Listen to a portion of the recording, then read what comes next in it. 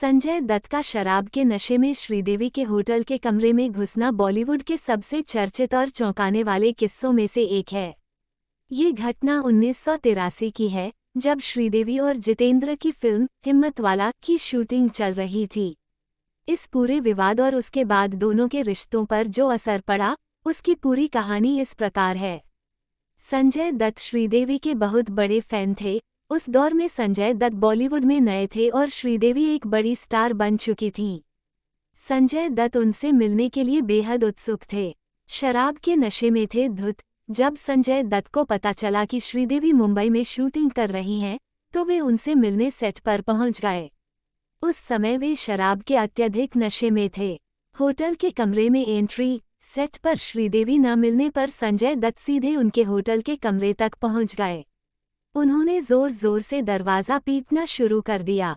जब श्रीदेवी ने दरवाज़ा खोला, तो संजय दत्त उसी नशे की हालत में जबरन उनके कमरे के अंदर घुस गए।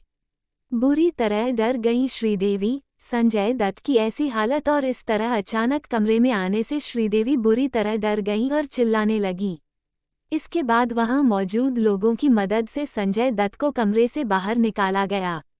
घटना के बाद का असर।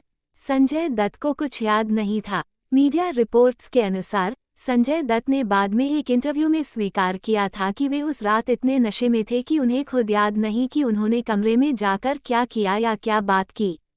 साथ काम न करने की कसम। इस घटना से श्रीदेवी इतनी आहत और नाराज हुई कि उन्होंने कसम खा ली कि वे अपने पूरे करियर में कभी भी संजय दत्त के साथ काम नहीं करेंगी।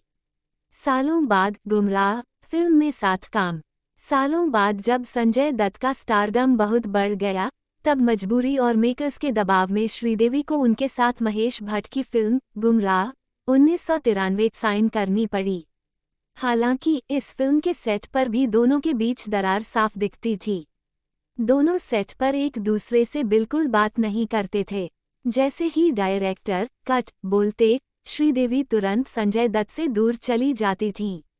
पूरी फिल्म की शूटिंग के दौरान दोनों के बीच केवल पेशेवर रिश्ता रहा और सेट पर हमेशा एक अजीब सी खामोशी छाई रहती थी।